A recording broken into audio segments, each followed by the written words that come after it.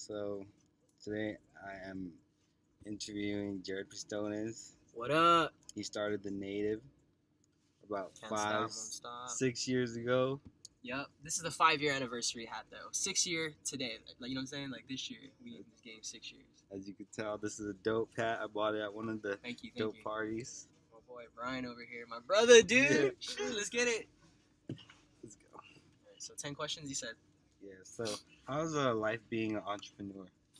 Honestly, bro, I feel like it depends on what level of entrepreneurship you're at because I've kind of like I've gone from taking 50, I'm saying, like I've gone from like flipping stickers to taking those profits, putting into like getting t-shirts done, and then what I'm saying, like I was literally like just flipping and shit, so like it was a struggle to keep up, Yeah.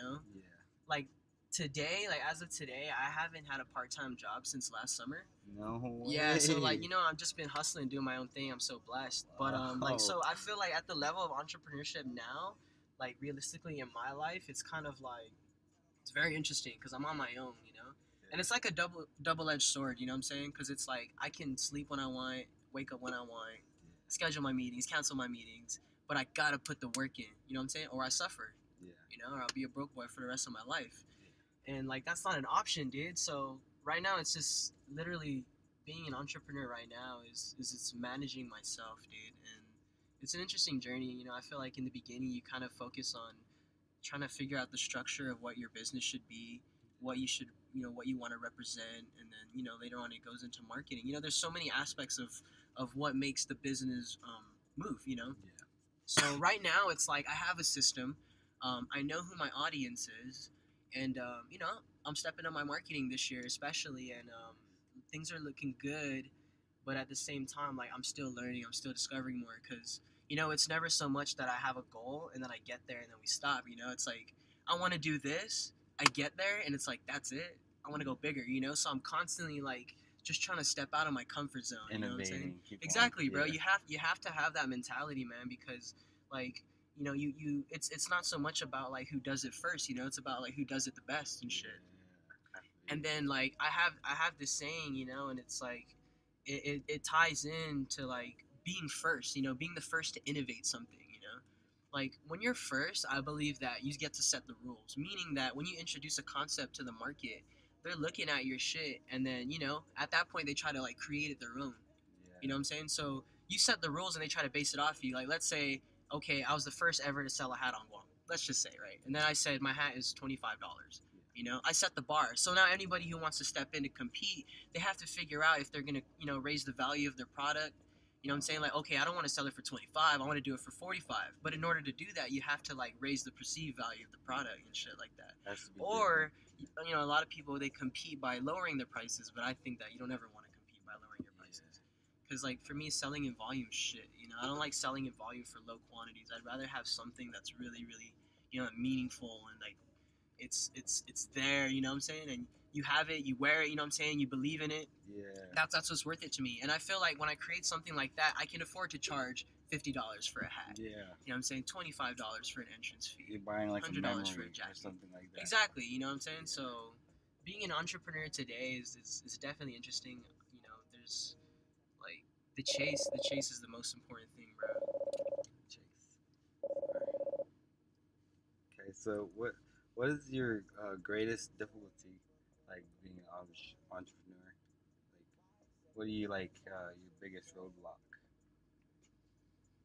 Taking on too much work that I can handle. I feel like right now I just want to blow up, dude. Yeah. And I'm so hungry, and I'm setting meetings and stuff like that. And it really just comes down to like basic like being organized and shit. Sometimes I just be chilling. I'm a human too. I go out, I get messed up, but sometimes I be out and I be getting texts like let's meet. And I'm like yeah. And so like I end up double booking like meetings and stuff, and it happens, and these are just things we learn from and stuff. But definitely like sometimes I feel like my biggest problem is that I bite more than I can chew sometimes. But in the end, it doesn't necessarily like bite me in the ass because like I feel like that pressure. Like I've always worked better under pressure. So that's when I learn the most. So I mean, yeah, it's definitely an interesting thing, but Just going to the fire. Yeah, definitely. So what is one of your like greatest triumphs? Like something like you're like so happy that you accomplished and something like that? Um, Something that like you're like yes, like you finally it was like a relief. wow, there's a lot of things. There's a lot of those moments. There's a lot of those moments, bro. I mean, Wow. shit, I can name a few. You know, like one was losing, several thousands in, like, I was putting together the night show, the last night show, and it's not cheap to put these events together, bro. It's thousands for the ballroom. You know what I'm saying? It's thousands for production. People don't really understand that, and that's what the price, the entrance price reflects. Okay, So yeah. when someone looks at it, they're like, "Oh, $25 for that? Why should I go?" It's like, bruh, it's in the ballroom. We have full stage production. People don't really understand that stuff. But I was setting up the night show, and basically I fell short a lot of money, and I was like, "How the hell am I gonna do this, dude?"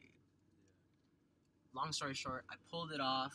It was a fucking huge success. Yeah. It was a huge win for the culture.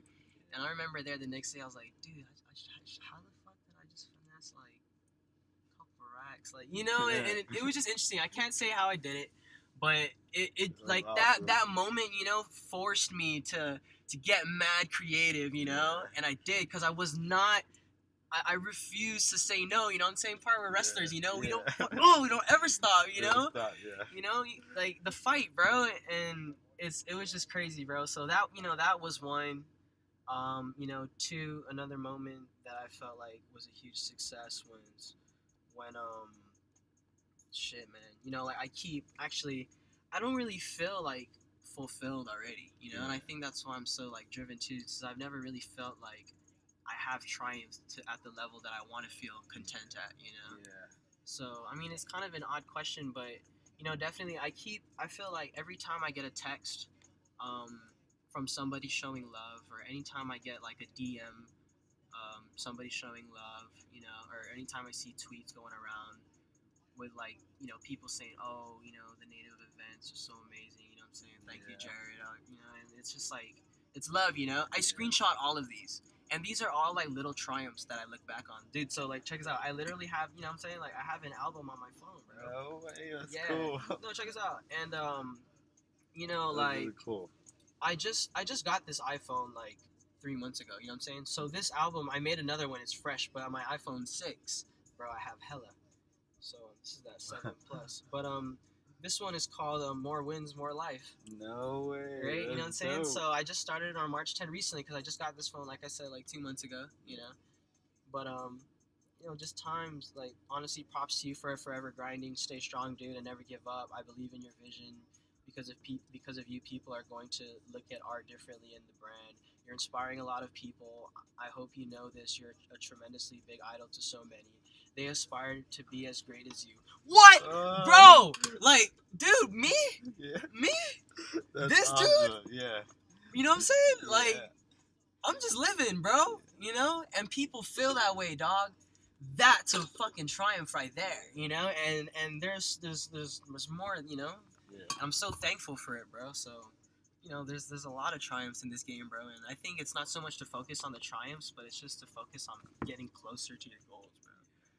I feel like my rule, bro, is at least 1% every day. I need to do something, even if it's like scheduling meetings. If I can feel like I'm more prepared for the next day, like 1% every day. Send out my emails, I'm saying, keep the project, because I juggle multiple projects at the same time.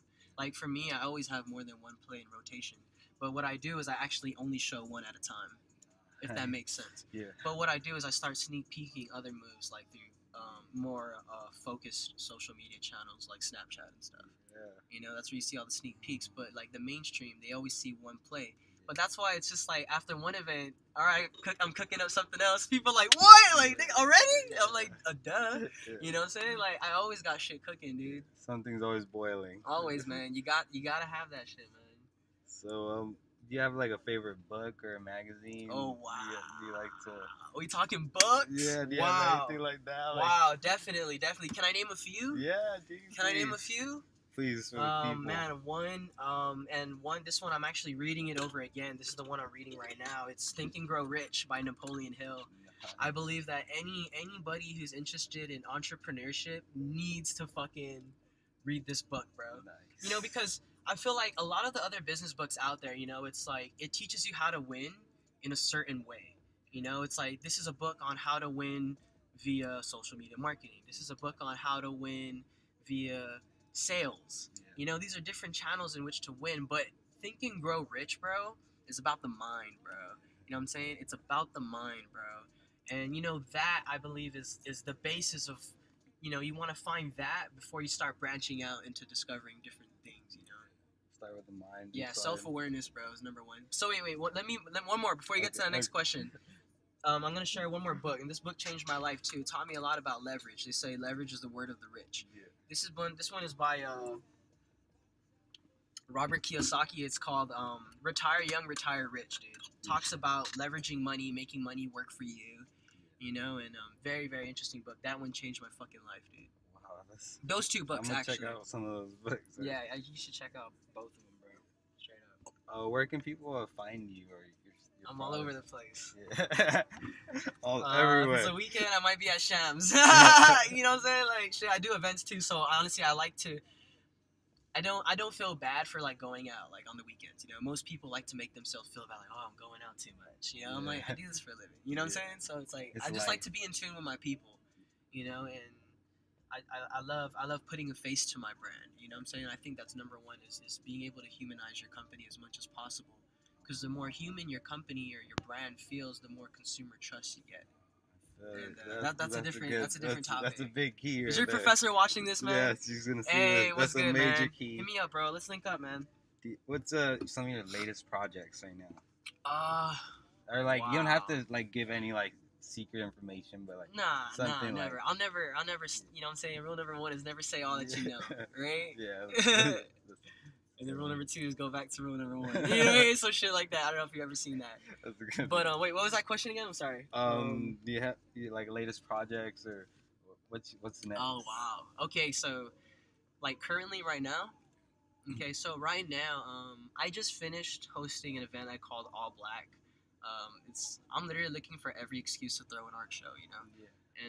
And that's for the culture, you know what I'm saying? That's for the artists. But you know, All Black.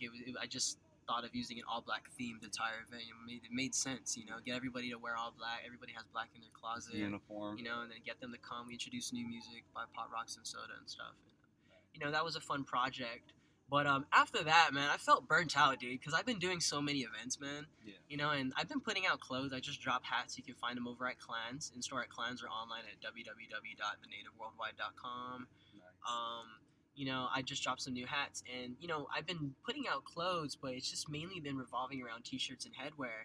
And you know, after that last event, which was just like fucking recently, dude, you know, like a week. Whoa, I'm totally tripping out because that wasn't even the last event, bro. The last event was actually at Icon last weekend. Oh yeah. Holy shit! Yeah. Okay, so in March, I did 2 events in March. Yeah. On March 4th, and then on the 25th. That was crazy. The cypher. Yeah, so that means that we were 3 months into the year, 4 events deep. You know what I'm saying? And I got goals. I'm trying to hit numbers, dude.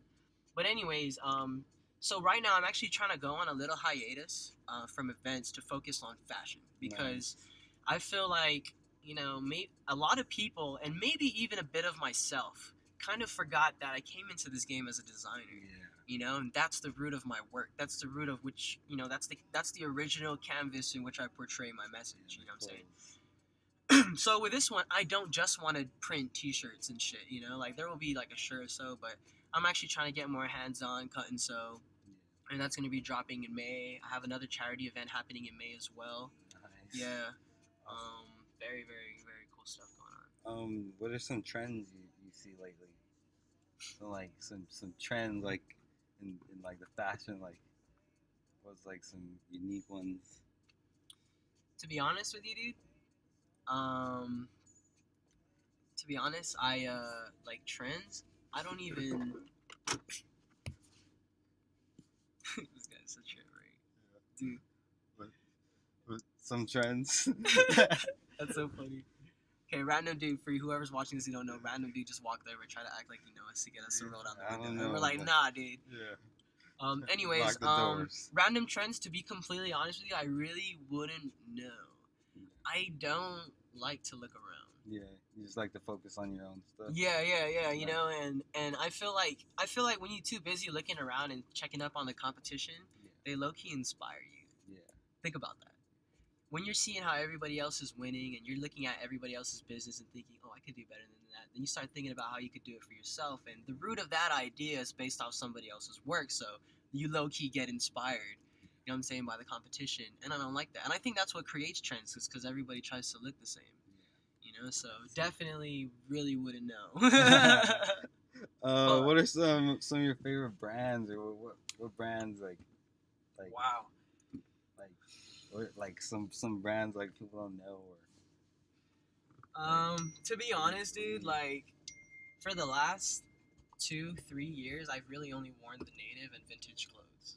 Nice. Yeah, you know, because I'm even starting a vintage resale company. No way. I've actually started it. I don't know if I don't think you're active on Twitter, bro, but I've been putting out some content on Twitter. It's called One of One.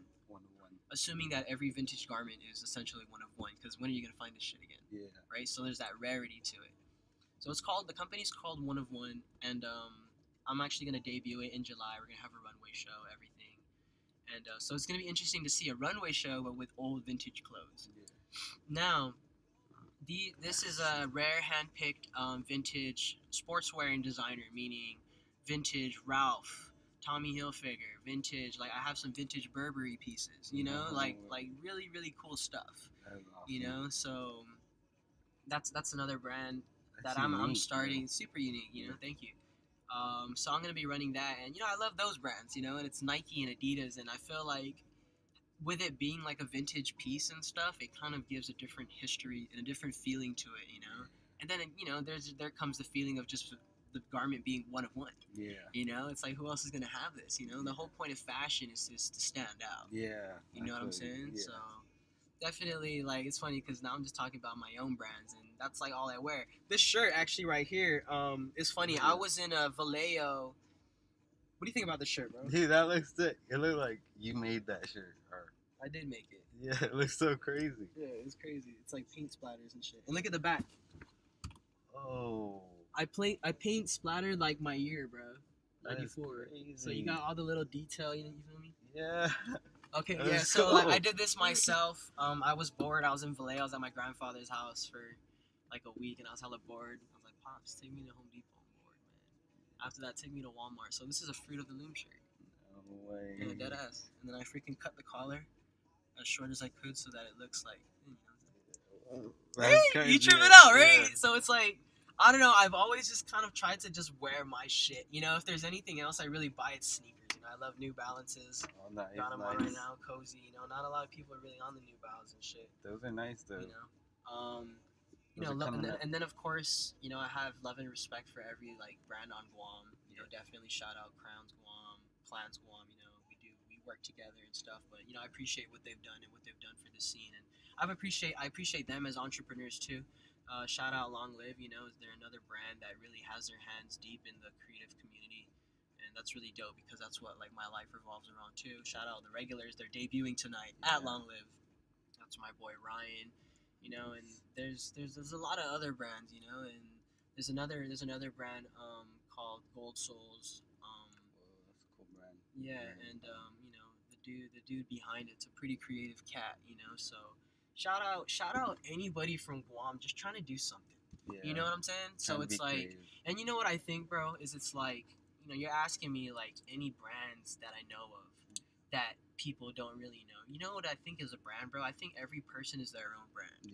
You know what I'm saying? So it doesn't have to just be like fashion and stuff. You know what I'm saying? Because like someone could just be doing something in such a cool way. He could be an artist. He is his own brand. You know? So I think we should start sharing people. You know, like saying putting, and that's what I try to do. Is, you know, put the spotlight on people who like otherwise have never had that platform. You know? So that's why I do all these events and stuff.